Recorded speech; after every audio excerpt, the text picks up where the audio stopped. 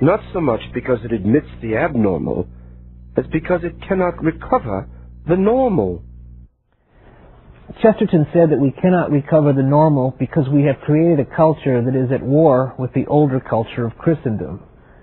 We are caught up in a modern craze for scientific officialism and strict social organization. And the problem with official scientists is that they become steadily less scientific and more official. Hello, I'm Dale Ahlquist, and welcome to the Apostle of Common Sense, a series of programs where we explore the words and wisdom of the great English writer G.K. Chesterton. The book Eugenics and Other Evils was published in 1922, but Chesterton had written most of it 10 years earlier. He was hoping there would be no need to publish such a book and that he could just throw his notes into the fire. Instead, he found out that the issue had not gone away, nor had any of his arguments gone out of date. Unfortunately, this book has still not gone out of date. Chesterton's arguments remain as valid as ever. We are still faced with what he calls the same stuffy science, the same bullying bureaucracy, and the same terrorism by 10th-rate professors. Think about those words: bullying, terrorism, 10th-rate professors. Our friend G.K. Chesterton could be a very funny man, but he was also not afraid to show his anger. The book is perhaps a prime example of his anger. The book is not dated, in spite of the fact that the term eugenics is dated. So before we examine Chesterton's book, some background information is in order. The term eugenics was coined in the 19th century by an Englishman named Francis Galton. He advocated the betterment of mankind. Sounds good. He wanted to improve the physical and mental makeup of human beings. Sounds good. How did he intend to accomplish this? By increasing the proportion of those people with superior genetic endowment. Sounds suspicious. How did he envision increasing the proportion of people with superior genetic endowment? By selective breeding. Sounds a little terrifying. Also sounds a little familiar. Where did he get his ideas? This will sound very familiar. He got his ideas from his cousin, Charles Darwin. Galton not only gave credit to Darwin for his own ideas about eugenics, but Darwin repaid the favor by referring to Galton's ideas about human breeding in his book, The Descent of Man. Darwin called Galton's work admirable and agreed with him that the inferior members of society should not marry because they might supplant the better members of society. There were many advocates of eugenics here in America, but probably the most prominent was the woman who became the founder of Planned Parenthood, Margaret Sanger. Margaret Sanger is hailed by some today as a pioneer defender of women's rights. Perhaps more than any other person in the 20th century, she's responsible for the widespread distribution of contraceptives and the mundane acceptance of birth control. What is less known about her is that her motives for advocating birth control had less to do with sexual freedom than with eugenics. Anyone who doubts this simply has to read the journal which she founded and edited for many years, the Birth Control Review. In 1919, she proclaimed in the review, "More children for the fit, less for the unfit." By fit, she meant the privileged, the brainy, and the white, people like herself. She wanted to use birth control to create a race of thoroughbreds. By unfit, she meant not only the physically handicapped and the mentally retarded, but also, specifically, Hebrews, Slavs, Catholics, and Negroes. She targeted these groups as threats because of their increasing numbers.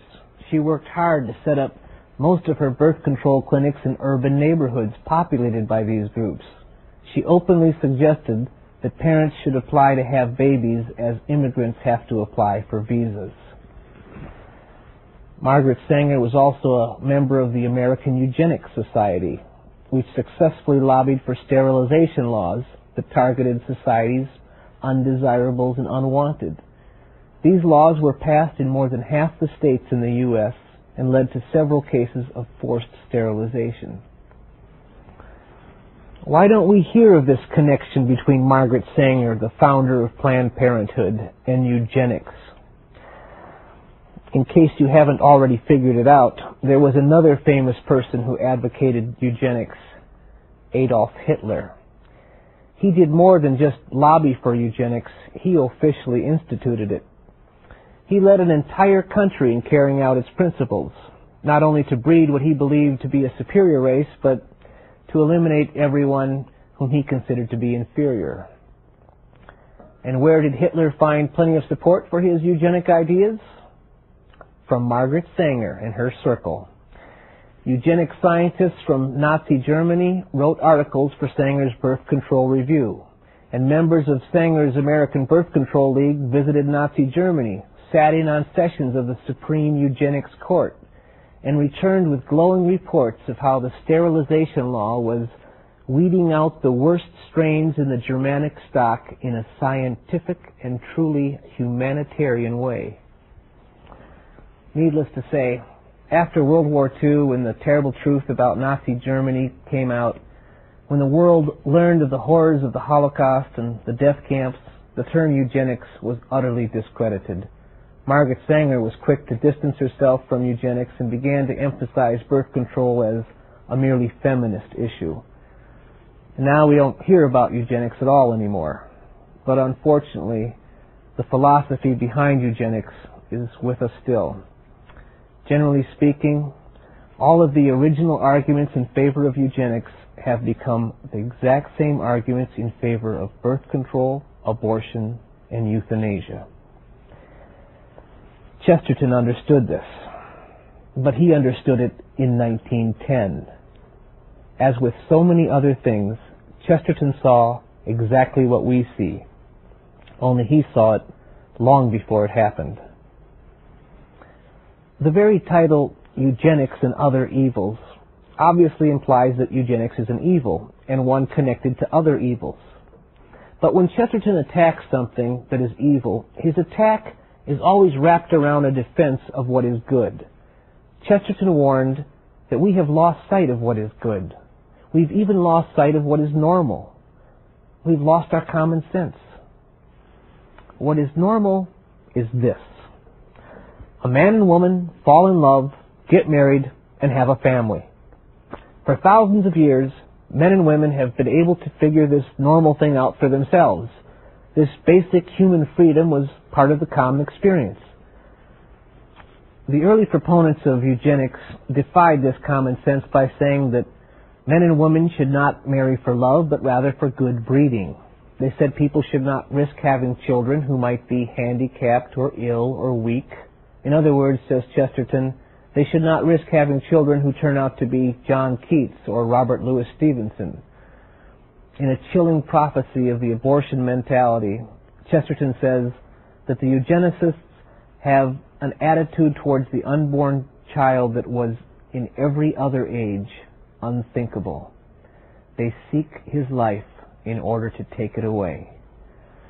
They also have precisely the wrong idea of the purpose of medicine. We call in the doctor to save us from death. And since death is admittedly an evil, the doctor has the right to administer the strangest pill, which he may think is a cure for all such menaces of death. But he has not the right to administer death as the cure for all human ills. The normal person has always known that preventing the birth of a baby is a highly unnatural act, no matter how it is done. But it is made to sound harmless and even sensible when it is called eugenic, or when it is called birth control, or when it is called reproductive freedom. But anyone who cannot see the real evil behind such terms is what Chesterton calls a splendid dupe. Evil always takes advantage of ambiguity. Evil always wins through the strength of its splendid dupes. And there has in all ages been a disastrous alliance between abnormal innocence and abnormal sin. The only way to explain what happened in Nazi Germany is that evil won through the strength of its splendid dupes. Too many people thought they were doing a good thing because they believed a lie that sounded good because it was called patriotic and was supported by scientific officialism in the regime. It is also the only way to explain what has happened in this country for the last 3 decades. Millions of people have believed an incredibly evil lie, a lie that sounds good because it is called choice, a lie that sounds even better when it has scientific officialism behind it. 2 University of Chicago economists recently published a study that showed that the reduction in crime rates in the 1990s can be linked to the legalization of abortion in the 1970s. You see, the women who would have given birth to criminals instead had abortions, so we had fewer criminals on the street. There you go. A new kind of crime prevention, preventing criminals from being born. Never mind the grotesque implications of these conclusions, including the overt racism. The experts have shown a statistical link between lower crime rates and higher abortion rates. Statistics. In a 1905 column in the Illustrated London News, Chesterton gave us some guidance about statistics. It is an error to suppose that statistics are merely untrue. They are also wicked. As used today, they serve the purpose of making masses of men feel helpless and cowardly. But I have another quarrel with statistics. I believe that even if they are technically correct, they can be entirely misleading. When we hear what we are told are real scientific statistics, it is psychologically impossible not to think that they mean something. Generally, they mean nothing. Sometimes they even mean something that isn't true. Let's go back, way back to Darwin's cousin, Francis Galton, the man who gave us the term eugenics. Before Galton wrote about breeding geniuses, he was famous for something else. He was considered a pioneer in the study of statistics. He would be pleased by his legacy. Lying by numbers is as elementary as painting by numbers. When organizations such as Planned Parenthood and the United Nations Population Fund spread their gospel of contraception throughout the world, the main scare tactic they use is numbers. They use statistics about poverty. They use statistics to show that poor people will have lots of babies who will also be poor, which will increase poverty. So naturally, the only way to prevent more poverty is to prevent poor people from having children. Chesterton predicted exactly what would happen if the eugenics mentality was allowed to take hold. It would mean an attack on the poorest and most helpless in society. Obviously, abortion attacks the most defenseless of all people, the babies. But the international politics of birth control preys on the poor and the underprivileged throughout the world, forcing them to accept birth control in exchange for their basic needs. Chesterton was right in his prediction, and since he was right, it might do us well to look at where he placed the blame for this tragic set of events. This is where we get into the other evils. Sometimes it's too easy to demonize abortionists and feminists and advocates of birth control. Even though they must be actively opposed, and Chesterton did oppose them, he would argue that they are not the main players. There's a much bigger problem that must be dealt with. There's a much greater evil that must be eliminated. The fact that babies are unwanted goes back to the fact that our society has created a whole class of people that are unwanted. Chesterton says these people have been utterly exploited, used like tools and used up like tools. They are permanently poor. They have no hopes of getting property, of getting enough capital to support themselves or a family. Chesterton also understands clearly that the situation is aggravated by the fact that sexual pleasures are often the only ones the poor can obtain, and so they are disproportionately pursued. Then, the privileged class, which has so benefited from capitalism at the expense of the underprivileged class, has a drastic solution. Poor people should not have babies. We don't like to think about this. Our society does not like to face the problems of injustice because it usually interferes with business. Chesterton says, prosperity does not favor self-examination. The average businessman began to be agnostic, not so much because he did not know where he was, as because he wanted to forget. Many of the rich took to skepticism, exactly as the poor took to drink, because it was a way out. The modern world laments the breaking of the tools of mammon much more than the breaking of the images of God. No one seems able to imagine capitalist industrialism being sacrificed to any other object. That is because people miss the main thing and concentrate on the minor thing. They treat modern conditions as fixed, though the very word modern implies that they are fugitive.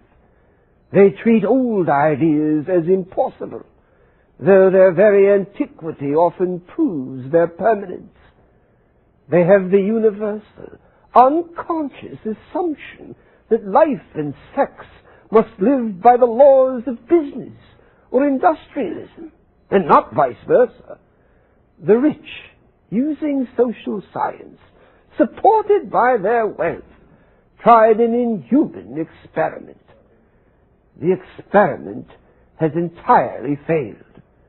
They sought to make wealth accumulate, and in the process they made men decay. Instead of confessing the error and trying to restore wealth to the many, or attempting to repair the decay, they are trying to cover up their first cruel experiment with an even more cruel experiment. Now, the evil of big business has a twin sister, the evil of big government. When government tries to right the wrongs created by capitalism, it creates an even worse mess. The idea of socialism may sound good, to provide houses and food for everyone. However, in order to carry this out, state officials would have to inspect houses and regulate meals. But as Chesterton points out, the state has found that it's easier to provide the building inspectors without providing the builders, and easier to restrict the diet without providing the dinner. We have simply added the bureaucratic tyrannies of the socialist state to the plutocratic tyrannies of the capitalist state. The result is a loss of liberty and an assault on the common man. Everything is regulated with the excuse that the health of the community is being protected. Nothing will escape the official. If he is to control the health of the community, why, he must necessarily control all of the habits of all the citizens, including their habits in the matter of sex. Then the most private matters will come under public scrutiny. When a man's personal health is a public concern, his most private acts become public acts. When the state starts meddling with our primary habits, or as Chesterton says, when all law begins, so to speak, next to the skin or nearest to the vitals, then it is obvious that the laws will soon assault marriage and motherhood.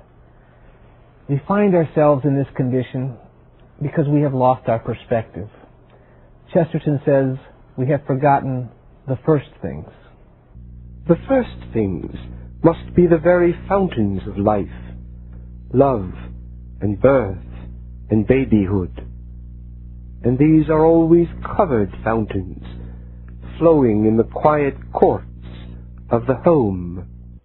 The home and the family must be protected. It was an industrialist and materialist society, says Chesterton, that has been responsible for producing so many unhappy marriages because it produced so many unhappy men. But all the government reforms have been aimed at rescuing the industrialism and the materialism rather than rescuing the happiness. We've sacrificed the ancient uses of things because they do not fit in with the modern abuses. The point about eugenics and the other evils that sprang from it is that it proposes to eliminate poverty simply by eliminating people. Chesterton's solution is not as simple, but it is the right one. The way to eliminate poor people is to eliminate their poverty so that they are not poor anymore, but are still people. They deserve enough property and capital and liberty so they can keep their families and their dignity. They are the image of God, and they must not be broken. I'm Dale Ahlquist. Join us again on the Apostle of Common Sense.